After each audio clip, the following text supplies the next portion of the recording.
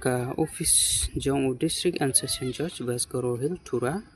Kala pelai yakni advertisement haka arphoterik benami araja pausan. Application are invite from eligible candidate kepada ginong song jongkeri India yakni ka post na bentagan ka post technical staff for live streaming of court proceeding in the office Jong District and Session Judge Tura and Subdivisional Court da Dengri West Hill District haka contractual basic kaba system ma madia ka jingsiu kaba arpo haja si benai technical kanne kurtang ka post kadai technical staff for live streaming of court proceeding artli ki post ma ki candidate ke dai ban palat ya ka arpo khat ras nam chenem bat kimnam dai ban palat ya ka live po ars nam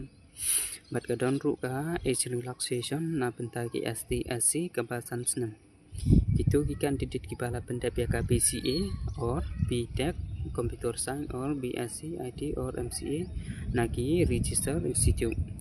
job profile for live streaming of court proceeding identity equipment for live streaming of court proceeding any other duties that may be assigned by the office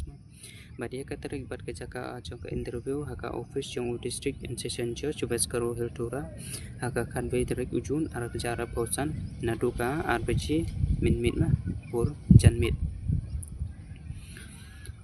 ke general instruction gitu ki candidate ki bala interest don kamban wan ra ya ka application jongki haka standard form banang ta fill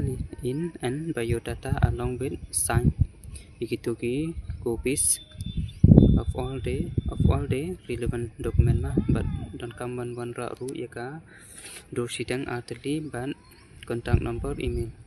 itu the certificate document in original are to be produced haka por jaka interview kelas date and submission ya kenika application haka dru tarik Jun arjar pausan haka por sabuji kitu ki candidate ki bala semen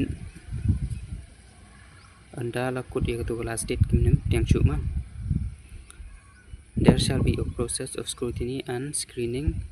of application and after screening the selected candidate will be allowed to appear ya kenika interview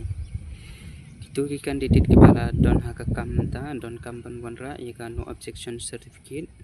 nagi employer jongki ma ya kanik appointment will be purely haka contractual basics and the appointment cannot be claimed as a right for any benefit or future absconsion.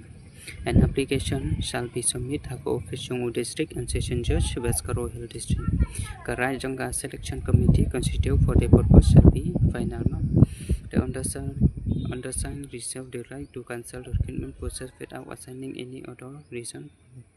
Kimnam aya kata travel alawan or the rest alawan chagitu gi applicant ki ba attending ye kenika interview ma banyo ya ki latest update don vidai ban check ya ka website www.tura.dco.gov.in tangom nahi blesibu